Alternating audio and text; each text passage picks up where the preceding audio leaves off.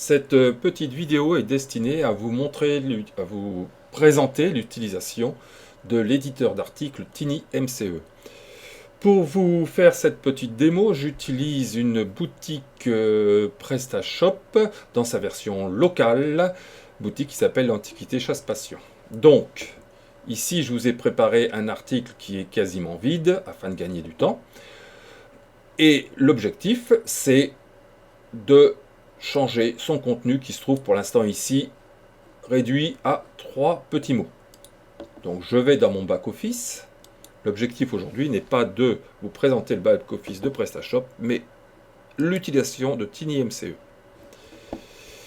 Là nous sommes dans l'article, tout au moins dans, disons entre guillemets, l'interface qui permet de rédiger un article grâce à TinyMCE.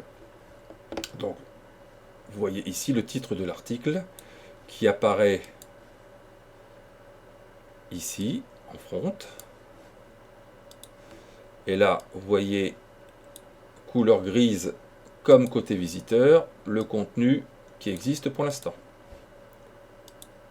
Donc,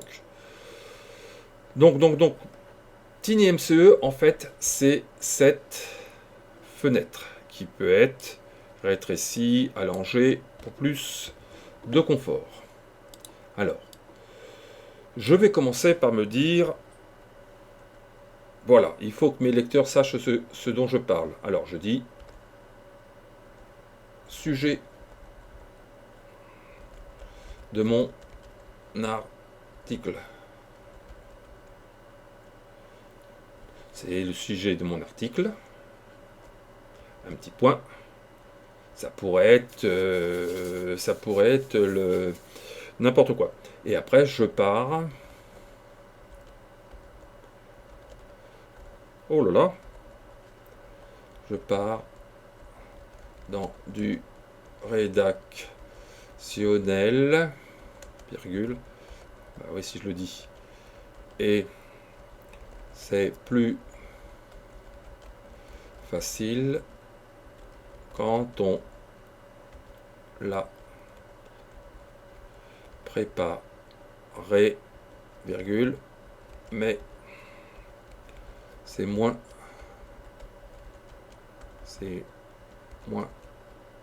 spontané. Tac, tac, tac.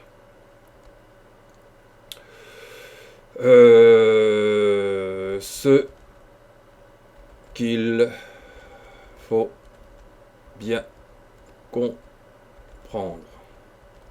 Alors, dans le rédactionnel du web, quand on veut lister des arguments, on utilise ce qu'on appelle des listes. Là, je vais vous mettre une liste numérotée. Pour mettre une liste numérotée, mon curseur, vous le voyez ici, il clignote. Je vais cliquer sur l'icône dédiée à cette fonction. Vous voyez, liste numérotée. Clic. Le curseur s'est déplacé. Et je vous donne l'argument 1.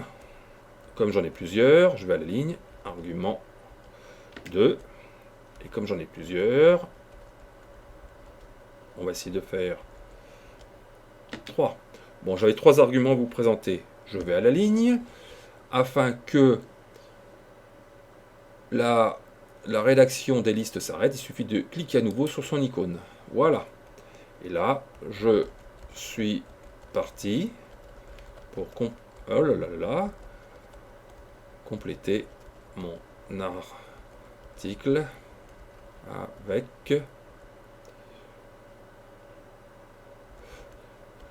d'autres rédactionnels. Voilà.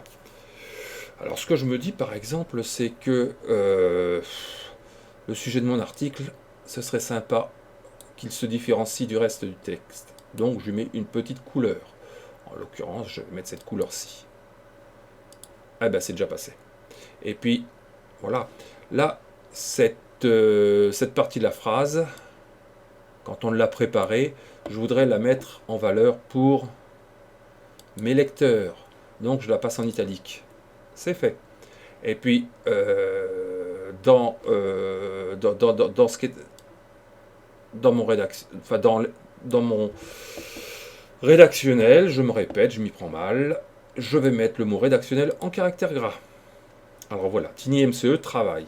Et comme je l'explique dans un article, en cliquant sur ce bouton HTML, vous voyez les balises, c'est-à-dire le code qui est installé par TinyMCE sans que vous n'ayez rien à faire ni compétences à apprendre.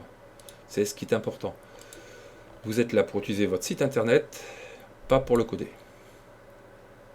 Voilà, je viens d'enregistrer mon article. Je retourne dans du côté visiteur. Le navigateur m'affiche toujours ce qui était présent auparavant. Je vais lui demander d'aller vérifier, d'aller se rafraîchir, c'est-à-dire vérifier tout ce que j'ai changé. Alors, le sujet de mon article, finalement la couleur n'était pas très judicieuse sur cet arrière-plan. Un texte avec un mot, quelques mots en italique, une liste à puces numérotée, et dans le reste de ce que j'ai écrit, le mot rédactionnel en caractère gras. Voilà, ça c'est le travail d'un éditeur d'articles. Vous écrivez, vous utilisez des outils que je vous montre à nouveau. On retourne dans notre article. Vous appliquez des styles en quelque sorte sur le texte que vous avez rédigé. Par exemple, le mot bien. Là, vous avez un petit icône qui vous dit que vous pouvez le rayer. Et bien, le mot bien est rayé. Voilà. Etc. etc. Comme tout à l'heure, je vous montrais. On va prendre cette partie de la phrase. Et vous allez voir, ah oui, il faut choisir la couleur qui va bien. Voilà, on a mis un arrière-plan mauve sur cette partie de phrase. J'enregistre mes modifications. Je retourne côté visiteur, je fais rafraîchir la page par mon navigateur et les petites modifs que je viens d'apporter à nouveau sont passées. L'arrière-plan mauve, le mot bien qui est rayé. Voilà. Donc l'éditeur d'articles travaille pour vous en installant les codes qui vont être utilisés par le navigateur pour vous montrer ce que vous avez fait, pour montrer à vos visiteurs ce que vous avez fait. Fin de la démo sur TinyMCE.